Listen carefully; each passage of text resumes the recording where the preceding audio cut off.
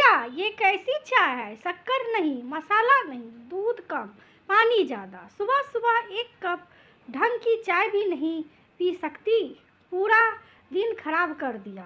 आकाश बोले जा रहा था। रिया चुपचाप सुन रही थी, क्योंकि वह जानती थी आकाश कल रात की पार्टी के बाद नाराज है और यह उसकी हमेशा की आदत है।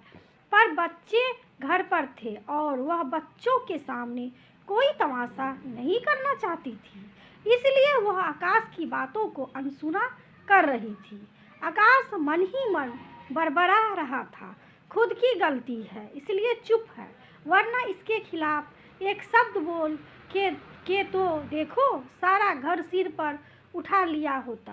रिया ईयरफोन कानों में लगा गाने सुनने लग गई, क्योंकि वह बात बेबात के इन झगड़ों से थक चुकी थी, अपने आप को साबित करके थक चुकी थी। बच्चे बड़े हो रहे थे और उनके सामने रोज इस तरह झगड़ा उसे सही नहीं लगता था, और इसी वजह से आकाश की बात को अनसुना करने के अलावे उसके पास और कोई चारा नहीं था।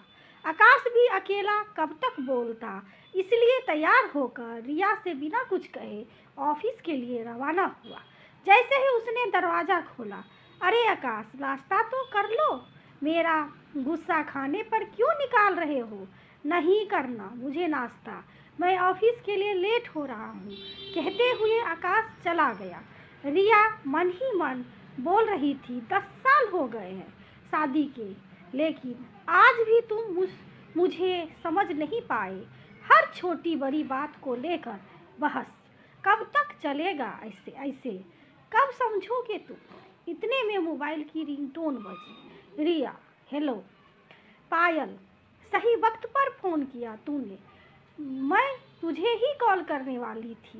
परेशान हो गई हूँ यार इन रोज़ रोज़ के झगड़ों से, और तेरे सिवा कौन है मेरा यहाँ जिससे मैं अपने दिल की बात कह सकूँ? पायल बोली, क्या हुआ, किससे नाराज है? क्या किया अब आकाश ने? रिया, कुछ नहीं यार, वही हमेशा की तरह बेवजह की नाराज़गी। कल क्लब का प्रोग्राम था यार, डीजे नाइट, और तू तो जानती है मुझे डांस वांस नहीं आता, 10 साल हो गए। अब तो आकाश भी जानते हैं इस बात को। जब इंजॉय कर रहे थे और मैं एक कोने में बैठी हुई थी, उसी बात का गुस्सा। कहते हैं हाथ पैर ही तो हिलाने हैं, वे भी तुझसे नहीं होता। शादी के बाद कितने बदल दिया है मैंने अपने आप को, फिर भी हर बात से शिकायत। पायल, तो सही ही तो कहा आकाश ने, हाथ पैर ही तो हिलाने हैं और वह डिस्को है डियर, कोई स्टेज शो नहीं। तुम्हें कितनी बार समझाया है, थोड़ा नाच लिया करो, वहाँ कोई तुम्हें नहीं देखने वाले कि तुम कैसा नाचती हो। पर तुम तो रिया, अब तुम भी शुरू हो गई यार। मेरा भी बहुत मन करता है, लेकिन क्या करूं, बचपन का डर मन में ऐसा घर कर गया है कि कितनी कोशिश करूं उससे उभर ही नहीं पाती। आकाश इस बात को अच्छे से जानते हैं, फिर भी समझते नहीं। पायल, ओके यार, चिल।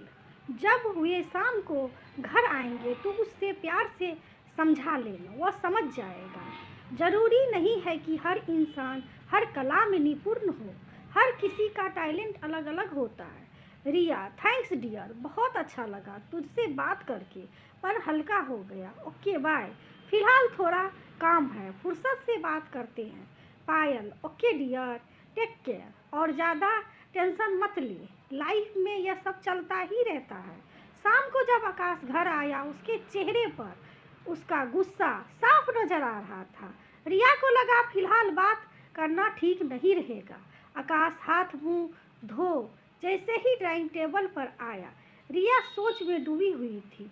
अब अपने सपनों की दुनिया से बाहर आकर कुछ खाना परोसोगी या भूखा ही सो जाऊं? आकाश की आवाज़ सुनते ही रिया अपने ख्यालों से बाहर आई। खाना परोसोगी या भूखा ही सो जाऊं? आकाश की आवाज़ सुनते ही रिया अपने ख्यालों से बाहर आई। खाना परोसा। रोटी का एक कौर मुंह में डालते ही यह क्या रिया, कैसा खाना बनाया। सब्जी में नमक का पूरा डिब्बा ही उधेल दिया। 10 साल हो गए शादी को, ढंग का खाना भी नहीं बना पाती। कभी पार्टी में जाओ तो बस एक कोने में बैठ जाती हूँ। किसी से मिलना जुलना पसंद नहीं, डांस नहीं आता, खाना बनाना नहीं आता। आता क्या है तुम्हें। कब रिया के सब्र का बांध टूट गया। बस करो यार, कब तक ताने कसते रहोगे डांस को लेकर। हाँ, नहीं आता मुझे नाचना, और औरों की बीवियों के जैसे नहीं हूँ। पर क्या कभी तूने यह सोचा जो मैं करती हूँ वह क्या वे कर सकती हैं। मैं एक घर गृहस्थी के साथ साथ तुम्हारे ऑफिस का पूरा अकाउंट संभालती हूँ, ट्यूशन लेती हूँ। हमेशा मेरी खामियां ढूंढते हो, कभी मेरी अच्छाई को भी देख लिया करो।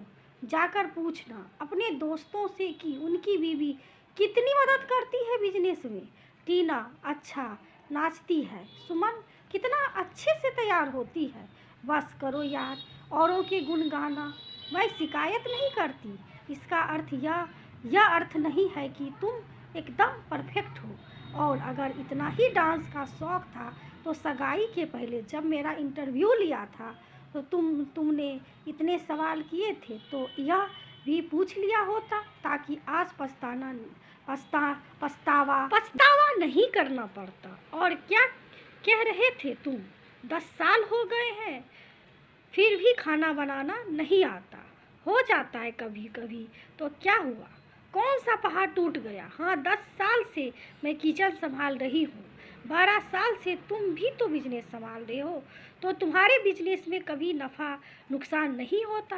रिया बिना रुके बोले ही जा रही थी और आकाश चुपचाप सुन रहा था, क्योंकि उसने रिया का यह रूप पहले कभी नहीं देखा था। रिया की बातें आज उसे सच्ची भी लग रही थी और अच्छी भी।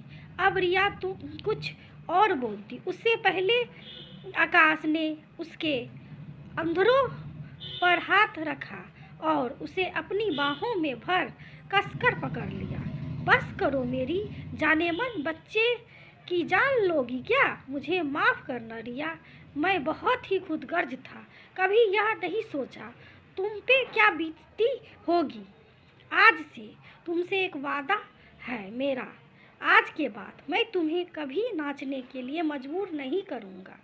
अब तो हंस दो जाने मन, उसने रिया के गाल चूमते हुए कहा। रिया के चेहरे पर हल्की सी मुस्कुराहट छा गई और सारा गुस्सा एक पल में शांत हो गया।